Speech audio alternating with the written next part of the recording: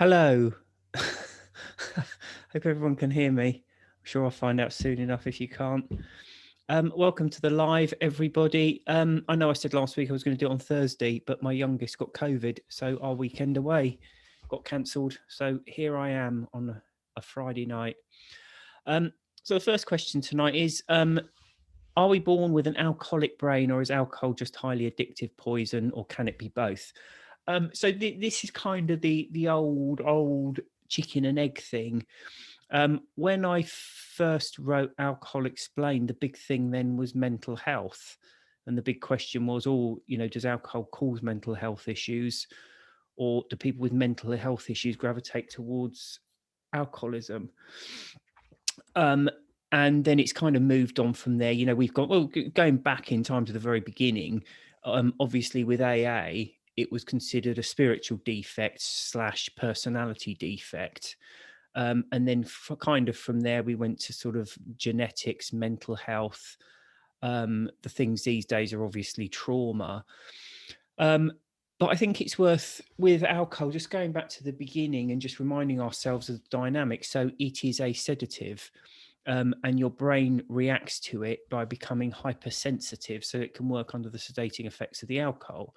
So when the alcohol wears off, we're left feeling like it's almost like drinking too much caffeine. You feel a bit out of sorts, a bit timid. But I think the biggest effect is it leaves you feeling less mentally resilient. So you may consider that you're, mentally quite strong or mentally quite weak, whatever that might be. But when you have had a load to drink the night before, the next day, whatever your norm is, you'll be significantly under it.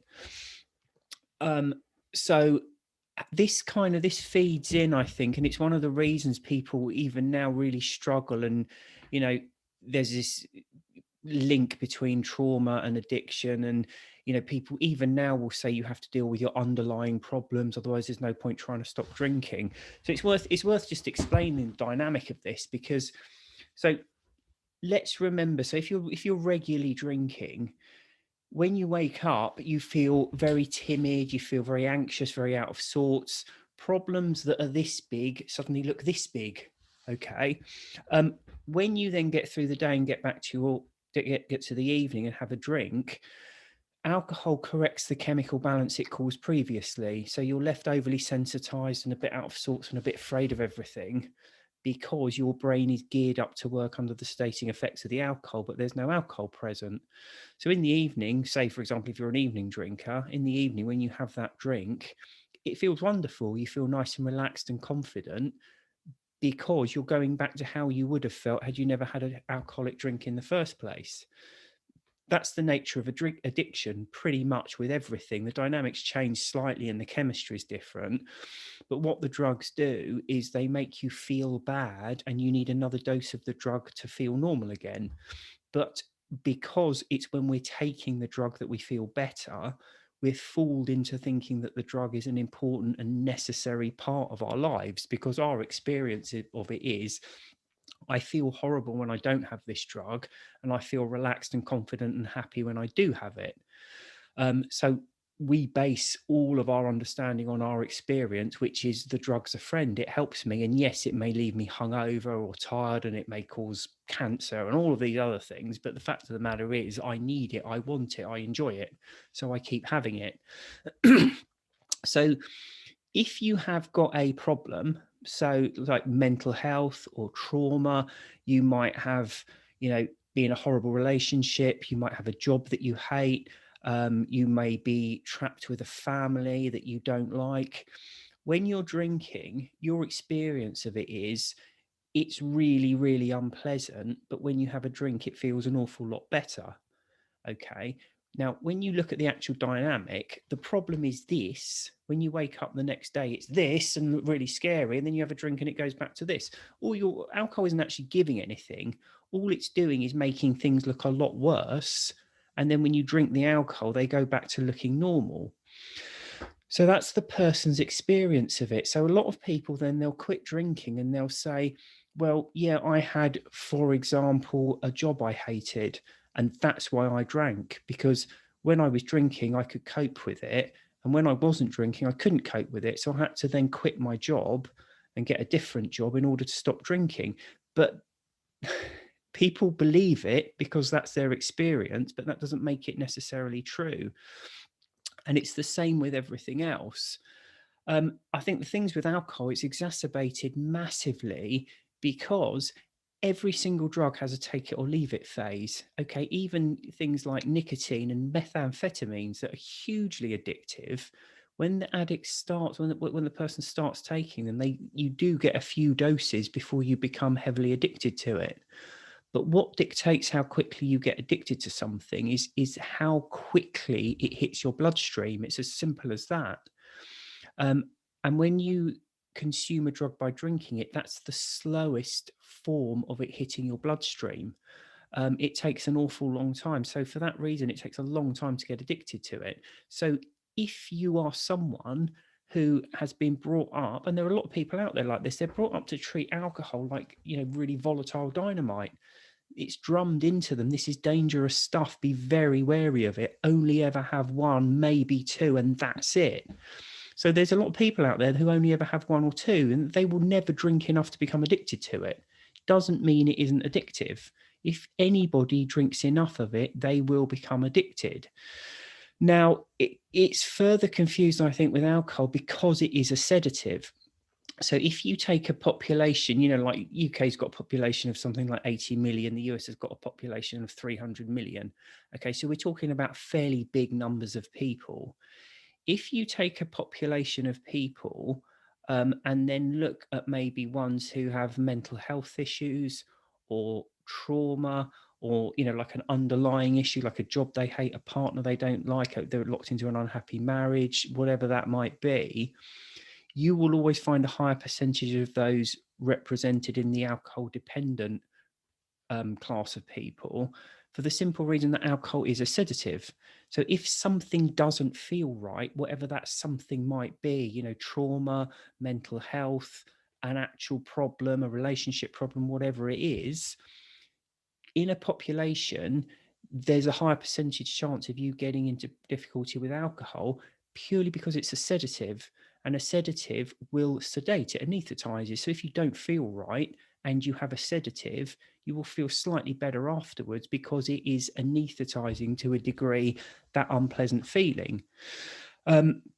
So if you look at populations of people and you say, like, I don't know, 20% of the people have an alcohol dependency, and oh, look, of that 20%, 60% of them have got childhood trauma, when the general population, it's only 10%, you would expect that. That doesn't necessarily correlate to mean there's an absolute correlation between the two. And that's all there is to it, really. Anyone can get addicted to alcohol, and a lot of people do who don't have any underlying issues, purely because we are encouraged to drink. We're encouraged to drink with meals at weekends. We're encouraged to celebrate with it, Christmas parties, whatever it is.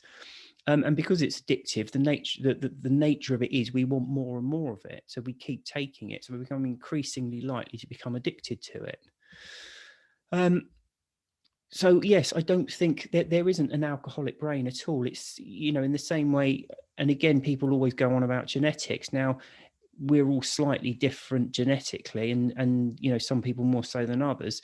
If you have the kind of genetics where, let's give an example, if your body's very good at dealing with poisons, you're more likely to become addicted to alcohol, because the way your body deals with alcohol is to become hypersensitive so it can work under the sedating effects of it.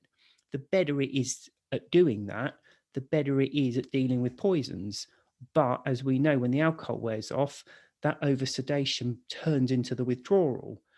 So the better your body is at doing it, the more pronounced the withdrawal is going to be. And again, if you're looking at populations of people, you can then say, well, this person's got this gene and they're overrepresented in the alcohol dependent category. Well, of course they will be. But again, it's never a direct correlation, because don't forget, with all of these things, be it trauma or mental health, family problems, whatever it is, there are options open to us to deal with it.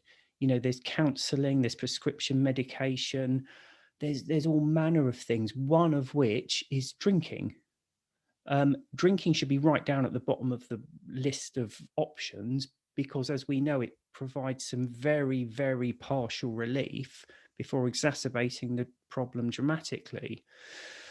But that is never to do that. That's learned behavior. Whether you're going to choose to deal with it this way, that way, or alcohol, that's nothing to do with genetics, or it's nothing to do with the trauma itself, or it's nothing to do with the mental health problem. That's something you learn. You learn whether to deal with it one way or the other. It might be from parents or friends or relatives or whatever it is, but that's not genetic.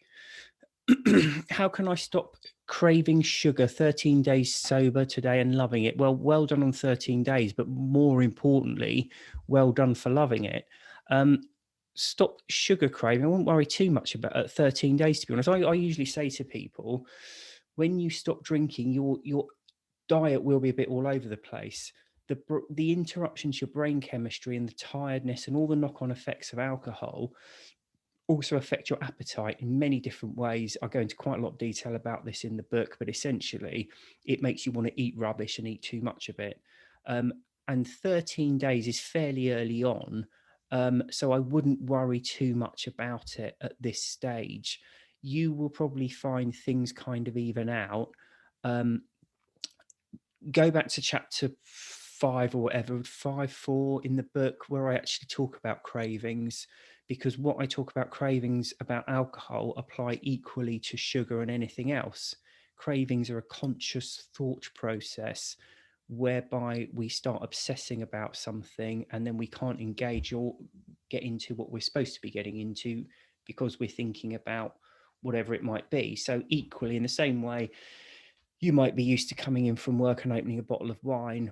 And if you try not to do that, you're just sat there thinking about the wine. So instead of relaxing and enjoying your meal or your book or your TV or whatever you normally do in the evening, you're actually just taken up in this unpleasant kind of internal debate about, I want to drink and I can't. Exactly the same can apply to sugar. You know, whatever it is you're obsessing about, you're not enjoying what you're doing. And it's far easier to actually take the damn thing and then to get out of that mental process, and then you can actually engage in what you were supposed to be doing and enjoying in the first place. So exactly the same things apply to sugar as well. So I would say don't worry too much at 13 days, particularly with Christmas coming up.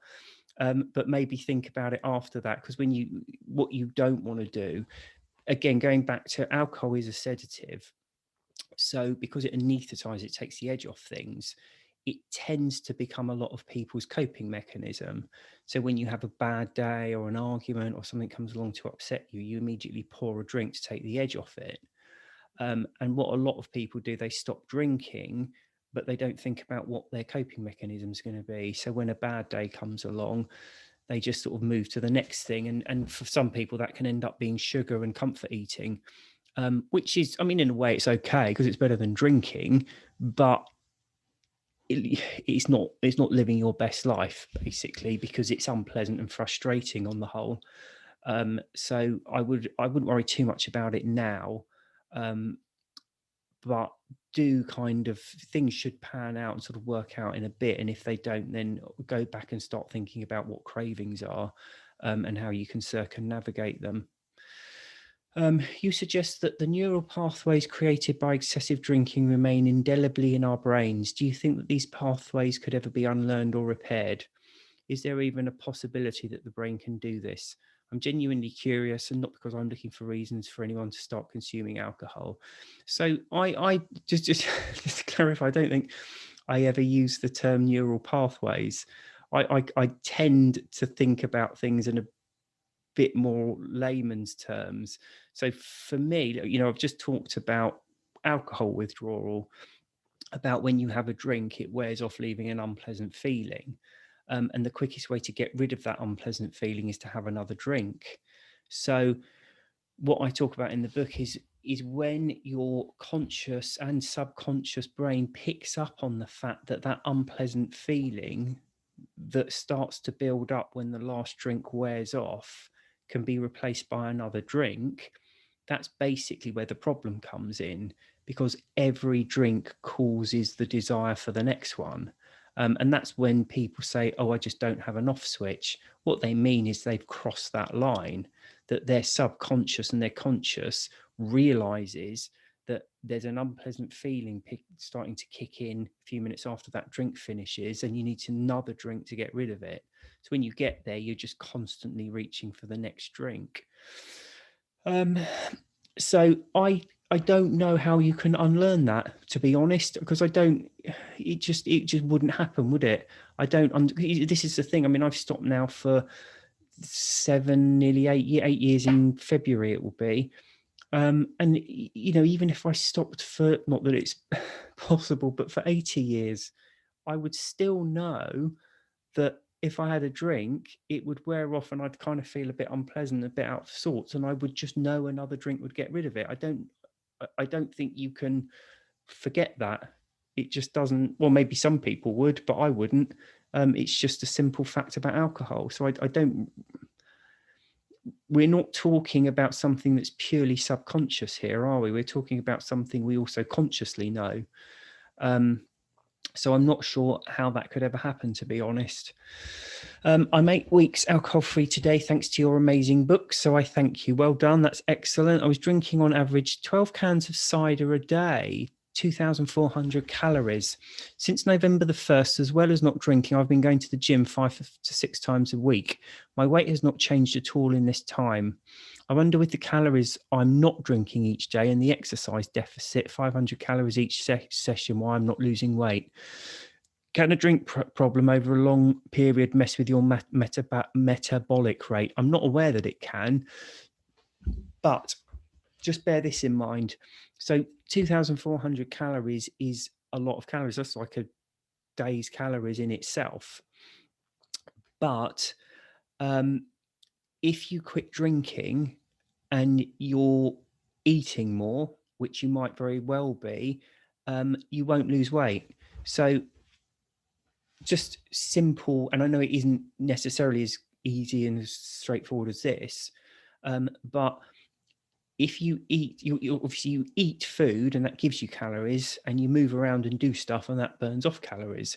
If you're consuming more calories than you're burning off, you put on weight. And if you're burning off more calories than you're consuming, then you lose weight. Okay, so nice and simple so far. But the problem is, it's not just a question of cutting out food, exercising more, because of course, when you exercise, you burn off more calories. But when you burn off more calories, you get hungrier. So you may very well find that if you're going to the gym 5 or 6 times a week, it's making you hungry and you're eating more. I mean, it's hard to imagine you'd be eating 2,400 calories a day, but I suppose it's conceivable. But just because you're cutting out loads of calories in alcohol doesn't necessarily mean you'll lose weight if you're eating the same amount of calories in food, or indeed fizzy drinks or whatever it might be, juices, whatever, because there's calories in everything. So that's point number one. Point number two, don't forget that weight isn't everything, because I mean, I'm not sure, you don't say much about yourself, but if you're quite overweight to begin with, right, and you cut out calories and go to the gym, you will be putting on muscle and you will be losing fat. Muscle weighs slightly more than fat if you take an equal amount of it. So it's entirely possible that you're losing fat and putting on muscle, but the scales are exactly the same. So that's another possibility. So two things there. Watch what you're eating, because you might be consuming a load more food anyway. But two, you might actually be losing fat and putting on muscle, but the scales will be telling you exactly the same weight. So yeah, two things there. I hope that's useful. Can you speak of your experience when sober, 1 month versus 3 months versus 6 months versus 1 year, physical, mental, etc.? I know everyone is different and will have different experiences at different times, but I think it would be helpful and motivating to hear of your sober travels. Thank you. I'm afraid I can't, because it was years ago and I don't really remember. The only big difference I remember feeling was that I remember about 3 months, and in fact, this goes to the previous question as well, I suppose. Around 3 months, my appetite changed quite a bit. And I just remember, because I think my two boys were quite young and they were just started weaning, and I was like cooking broccoli just for them to eat. And I tried a bit of it. And it was like, oh wow, this is actually quite nice. Um, and a few other things happened at that time. I remember kind of like my wife saying, should we get a takeaway? And it was like, you know what, I really don't fancy one. And that was like, I never said that ever since I was like 11 years old. Um, and I found like, so things, my appetite, what I wanted to eat was changing massively. And that was around the 3 month mark. Um, and having looked into that, I think people say when you are deficient in, because of course, when you drink alcohol, it stops you being able to absorb certain key vitamins. Now, when you're short on vitamins and you start taking them again, apparently it takes about 3 months for it to build up again. Um, and of course, your body triggers hunger not only when you're low on energy, but also when you're low on certain vitamins. So I'm not sure if that's it, but that certainly could be a reason. Is when I stopped drinking, I was then able to absorb these vitamins. And so when I hit around the 3 month mark, I just, that almost constant hunger kind of disappeared a bit. But the rest of it, to be honest, it all kind of just blurred into one. I didn't feel massively different at any particular part. And that's the only one I have any specific memory of, I'm afraid. Um, I'm experiencing the benefits of alcohol-free in terms of less depression and better sleep, as explained in your books, but not so much my life is so joyous. Is this just something that comes with time? I just feel bored a lot, although I'm actively looking for new hobbies. So it could be just your life, to be honest. And I think you've given your own answer there. You're saying you're looking for new hobbies. I mean, the trouble is with drinking, it takes up so much time because when we're doing it, we're not really in a fit state to do anything else. It's not like you can sit down and have a couple of bottles of wine and play chess or go on nature rambles, or do you know what I mean? We tend to drink, and you might have the telly on in the background or have people that you're talking to when you're talking absolute rubbish and not listening to a word they're saying. But that's almost like just background noise. So when we quit, we open up energy and massive amounts of time as well. And if you're not filling that time with something fun and engaging, yeah, you probably do feel a bit joyless and maybe even bored. So look, you've answered your own question. Looking for hobbies, find something new. You will have more energy. You'll have more time. You'll have more brain power. Put it towards something. And really, the world's your oyster. There's so many things out there. There's an entire planet. So much we can do, and this age more than any other, it's accessible because so much stuff is online, on TV, all the rest of it. So it's just going to be a question of finding something that really engages you. And I think that's the thing. If a lot of people, they start drinking in their teens and they go through their 20s and 30s, and it's what they do in their spare time. They drink. And suddenly they stop drinking and it's like, oh, wow, I haven't got that anymore. What do I do? Because frankly, sitting around flicking the TV on every evening, it's just going to bore you senseless. So, find something. Um, is there a time frame on how long it takes for me to transition from hiding away and avoiding social situations to venturing out and experimenting, being the only alcohol-free friend? There's no general time frame. It happens when you want to do it, frankly. You just need to get up and do it. Don't forget as well, so social situations are an interesting one because, again, this is one of the things where people's beliefs become their reality. So it's amazing, really. So like 87% of people or something drink. Almost all of them drink in social situations because people who maybe don't drink much or only drink on occasion, they will drink on social occasions. It's almost like where we start. We start drinking in social occasions.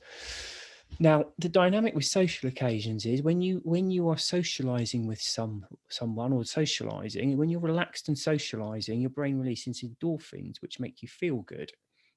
Okay, but the point here is you need to be relaxed and enjoying yourself for your brain to release the endorphins. Okay, so when if you look at children and you take them to a children's party and they're kind of like really shy when they get there, and then a few minutes later they're going absolutely berserk. And that's how socializing works. We turn up, we're slightly nervous because we don't know anyone, or we're concerned about what people think of us, or if we'll say something stupid or whatever. But as we start to relax into it, get into a conversation so that we're engaged in the actual socializing, the interaction, as opposed to thinking about how we feel and feeling self-conscious. So we kind of lose ourselves in the event and we get that endorphin rush. Now, when you start drinking at social occasions, you turn up. So the normal dynamic, don't forget, you turn up, you feel slightly nervous, and then you kind of relax into it and start to enjoy it. When you drink at social occasions, you turn up, you feel slightly nervous, but you take this sedative. What the sedative does, it anesthetizes the nervousness. So the endorphins flow. So it becomes a very crucial part of socializing. It doesn't actually do anything other than to shorten the time you have to wait for the endorphins to kick in to settle into the event. Now, the problem is then, if you then go to a social situation, so say if you go and you spend a year or so going to social situations drinking, and then one day you're on antibiotics or you're the driver, whatever it might be, you're not drinking, you're turning up thinking, oh, I can't drink, I'm not really going to enjoy myself. So when you go in and start socializing, you're not really relaxed. You're not really enjoying yourself. And also you do, to a degree, feel like you're on the outside because everyone's partaking in this thing, drinking, and you're not allowed to. So not only are you not particularly relaxed, not particularly enjoying yourself, you also kind of feel like you're on the outside a bit. So for all those reasons, quite often you don't relax into the event and you don't get your endorphin rush for that reason.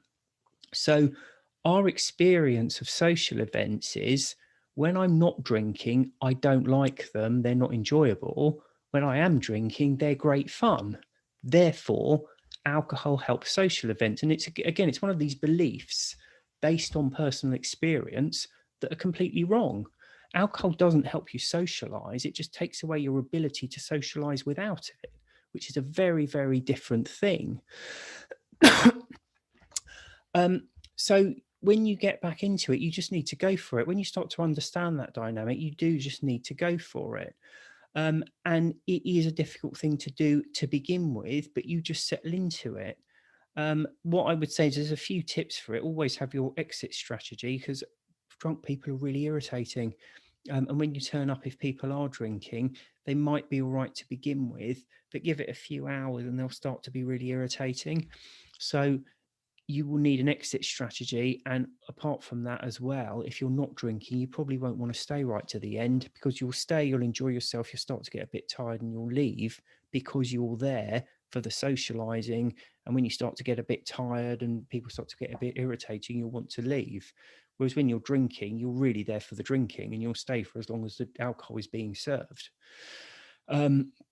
So to a degree, you just have to go for it and stop hiding away. But if you're happy hiding away, then keep doing it. It's entirely up to you. But there's no time frame. It's as soon as you get out there and start doing it. But what I would say is it does get easier because every time you go out and you eventually relax into the evening and you start to chat to someone, and then you'll suddenly think, oh, you know what, I did actually quite enjoy that without a drink. And then, of course, the next time you've done it once, it becomes slightly easier and slightly easier and slightly easier. So if you're very extroverted and you get the dynamic, you can probably go out there and master it pretty quickly. But if you find social situations a bit more difficult, a bit more awkward, it will take longer. But there's only one way to do it, and that's to do it, frankly. You just have to get out there and do it. So I hope that was useful for everyone. That's all the questions. I probably won't do next Friday or the Friday after because it's Christmas Eve and then New Year's Eve. So if there's interest enough, I'll do one on the Thursday. But I'll post about it during the week. And yeah, so see you all soon. Thanks. Bye.